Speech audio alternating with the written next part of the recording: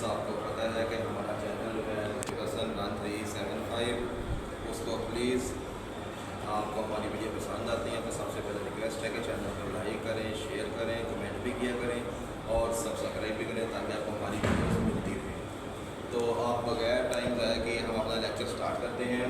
हमारा आज का टॉपिक है change in mass during chemical reaction. कि किसी भी केमिकल रिएक्शन को जब हम परफॉर्म कर रहे हैं तो केमिकल रिएक्शन को करवाते हुए जो है उसके मास में तब्दीली क्या आई है, ये हमने चेक करना होता है। मिसाल के तौर पे मेरे पास ये रिएक्शन है जिसमें A जमा B ये रिएक्टेंट्स हैं और C जमा D प्रोडक्ट्स हैं। अब मैंने ये दो रिएक्टेंट्स जो हैं मैंने इनका मास कैलकुलेट कर लिया कि ये दोनों रिएक्टेंट्स का मास जो है वो 50 ग्राम है। तो जब मैंने रिएक्शन स्टार्ट करवाया तो 50 ग्राम था, जब एंड हुआ तो प्रोडक्ट का मास जो है वो कितना होगा, 50 ग्राम ही होगा या इससे कम होगा या फिर इससे ज़्यादा होगा। तो इस टॉपिक को हमने समझना है। आज का हमारा टॉपिक यही है कि रिएक्शन शुरू करने से पहले जितना मास था रिएक्शन ख़त्म होने के बाद क्या हमारी प्रोडक्ट का मास उतना ही होगा, उससे कम हो जाएगा या उससे ज़्यादा हो जाएगा। ये टॉपिक हमने आज स्टडी करना है। इसको स्टडी करने के लिए सबसे पहले हमें ये केमिस्ट्री का एक लॉ है उसका पता होना चाहिए, law of conservation of mass. Law of conservation of मास का मतलब ये होता है कि टोटल मास ऑफ रिएक्टेंट जो है वो हमेशा इक्वल होगा टोटल मास ऑफ प्रोडक्ट के। मतलब हमारे लॉ ऑफ कंजर्वेशन ऑफ मास का मतलब ये है कि अगर रिएक्शन शुरू करने से पहले 50 ग्राम रिएक्टेंट थे तो ख़त्म होने के बाद प्रोडक्ट का मास भी 50 ग्राम ही होना चाहिए। ये है जी law of conservation of mass. Chemistry के लॉ के मुताबिक तो यही है कि जितना मास पहले था उतना ही बाद में होना चाहिए। लेकिन बेटा यहाँ पे हमें ये चीज़ ध्यान में रखनी चाहिए, ये लॉ तब फुलफिल होता है जब हमारे रिएक्टेंट जो हैं वो लिक्विड हैं या सॉलिड है और प्रोडक्ट भी अगर हमारा लिक्विड है या सॉलिड है। लेकिन अगर हमारे पास क्या होता है, जो बर्तन हम इस्तेमाल कर रहे हैं अगर वो बर्तन जो है ओपन हो, जैसे ये बर्तन है जिसमें मैं रिएक्शन करवा रहा हूँ, आप ये बर्तन देखें, ये बर्तन जो है ऊपर से इसका मुंह बंद नहीं है। अगर हमारा बर्तन ओपन है या हमारे पास जो हम रिएक्टेंट्स यूज़ कर रहे हैं या प्रोडक्ट्स जो हैं उनमें से कोई भी एक चीज़ गैस की शक्ल में है, अगर हमारा बर्तन खुला हुआ है ऊपर से या हमारे जो केमिकल है वो गैस की शक्ल में है तो फिर जो है ये वाला लॉ पूरा नहीं होगा। वजह क्या होती है, अगर बर्तन का मुंह ऊपर से खुला है और जो चीज़ें हमारे पास बन रही हैं वो गैस की शक्ल में है तो वो गैस जो है वो बर्तन से बाहर निकल जाएगी। अब ये देखें रिएक्टेंट्स तो हमारे पास जो दोनों के दोनों हैं ये सॉलिड फॉर्म में होते हैं, कैल्शियम कार्बोनेट, और ये जो हाइड्रोक्लोरिक एसिड है ये लिक्विड फॉर्म में है। लेकिन जो हमारे प्रोडक्ट्स बन रहे हैं CaCl2 H2O ये सॉलिड और लिक्विड है लेकिन कार्बन डाइऑक्साइड गैस की शक्ल में है। अब यहाँ पे तो दोनों में से कोई भी गैस की शक्ल में नहीं था, लेकिन जब प्रोडक्ट बने तो प्रोडक्ट में से कार्बन डाइऑक्साइड जो थी वो क्या थी, गैस की शक्ल में बन गई। तो गैस जो है ये देखें मैंने तीर का निशान बनाया, गैस जो है ये ऊपर उड़ के निकल गई। तो अब इस केस में क्या हुआ, एक तो हमारा प्रोडक्ट गैस की शक्ल में आ गया और हमारा बर्तन खुला भी था। तो खुला होने की वजह से गैस की शक्ल में प्रोडक्ट बनने की वजह से हमारा जो है एक मॉलिक्यूल जो है कार्बन डाइऑक्साइड का वो बाहर चला गया। इस तरह से क्या होगा, हमारा प्रोडक्ट जो है उसका मास डिक्रीज हो जाएगा। समझ आ रही है मेरे बात की। अब ये देखें यहाँ पे क्या हो रहा है, हमारे पास सिर्फ मैग्नीशियम का एक रिबन है पट्टी सी, तो मैग्नीशियम की पट्टी जो है वो मैंने ली और मैंने उसको खुले बर्तन में जलाना शुरू कर दिया, बर्न किया मैंने।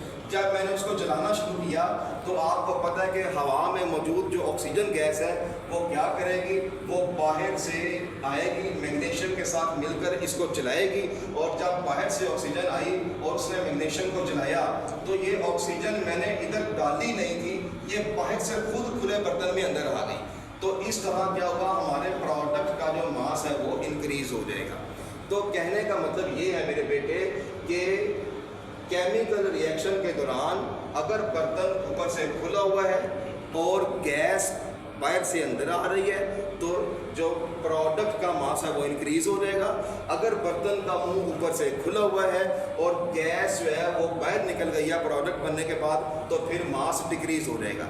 लेकिन अगर हमारा बर्तन जो ऊपर से बंद हो जाए, बर्तन ऊपर से बंद हो जाए और फिर हम ये रिएक्शन करें, मतलब मैंने एक बर्तन लिया, इस बर्तन को मैंने ऊपर से बंद कर दिया और बंद बर्तन में मैंने मैग्नीशियम और ऑक्सीजन दोनों चलाए, तो फिर जो मेरा प्रोडक्ट बनेगा ना MgO, तो मेरा जो इसका मैस है और इसका मैस है दोनों बराबर रहेंगे। अब यहाँ पे गैस है लेकिन ये गैस मैंने खुद डाली है और बर्तन मैंने बंद कर दिया, मतलब इस कंडीशन में ना तो गैस बाहर से अंदर आ रही है ना ही बाहर जा रही है। तो ऐसी कंडीशन में हमारा जो मास है ना रिएक्टेंट्स और प्रोडक्ट्स का दोनों का सेम रहेगा। तो ये आपका आज का टॉपिक था और ये थोड़ी सी ग्राफिक इसकी एक्सप्लेनेशन है, वो देखें मेरे बेटे। ये ग्राफ है, ग्राफ जो है आपको नजर आ रहा है, इस ग्राफ में जो ये वाई एक्सिस है ये है जी कंसंट्रेशन। कंसंट्रेशन का मतलब होता है मिकदार, क्वांटिटी, और जो एक्स एक्सिस है ये है टाइम यानी कि सेकंड। मिसाल के तौर पे अभी रिएक्शन शुरू नहीं हुआ 0 सेकंड, यहाँ पे आगे जाए 10 second, 20 second, 30 second, 50 second, 60 second, और जैसे जैसे ऊपर जाएंगे तो मिकदार जो है वो बढ़ती जाएगी। ओके, अब यहाँ पे देखें जो ये वाली लाइन है, ये लाइन, ये वाली लाइन, ये इसका तो ये वाली जो लाइन है ये किसको शो कर रही है? रिएक्टेंट्स को। और ये वाली जो लाइन है ये किसको शो कर रही है? प्रोडक्ट्स को। अब हम देखते हैं रिएक्टेंट और प्रोडक्ट की जो क्वांटिटी कैसे चेंज होती है। मैं 0 सेकंड पे देखता हूँ, 0 सेकंड में ये देखिए, ये 0 सेकंड में जो ये प्रोडक्ट्स हैं, 0 सेकंड में प्रोडक्ट जो है वो इधर है, इधर, और 0 सेकंड में रिएक्टेंट्स कहाँ पे हैं? इधर। अब इसका मतलब ये हुआ कि 0 सेकंड में रिएक्टेंट्स जो है वो देखें ऊपर जाएंगे तो मिकदार बढ़ रही है, तो 0 सेकंड में रिएक्टेंट्स जो है वो सबसे ज़्यादा है, ये देखिए, क्योंकि कंसंट्रेशन यहाँ पे 10, 20, 30, 40, 50, 60। अब आप देखें कि 0 सेकंड पे रिएक्टेंट्स को देखें, रिएक्टेंट्स ये फुल टॉप पे।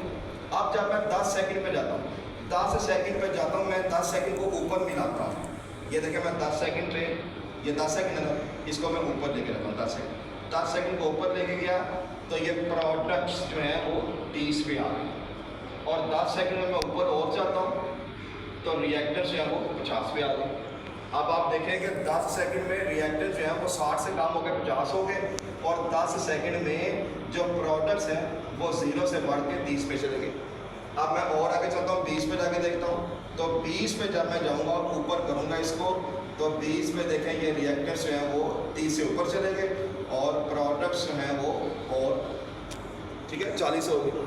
तो इसका मतलब है ये ग्राफ जो है हमें बताएगा कि जैसे जैसे टाइम गुजरता जाएगा, प्रोडक्ट्स की मिकदार जो है वो बढ़ती जाएगी और रिएक्टेंट्स की कम होती जाएगी। तो ये ग्राफ के जरिए भी आपको एक्सप्लेन कर दिया और ये बाकी चीज़ें भी आपको एक्सप्लेन कर दी हैं। कोई सवाल हो तो आप कमेंट में पूछ सकते हैं, और एक दफ़ा फिर ये रिक्वेस्ट है कि चैनल को लाइक, शेयर और सब्सक्राइब करें। थैंक यू जी, अल्लाह हाफिज़।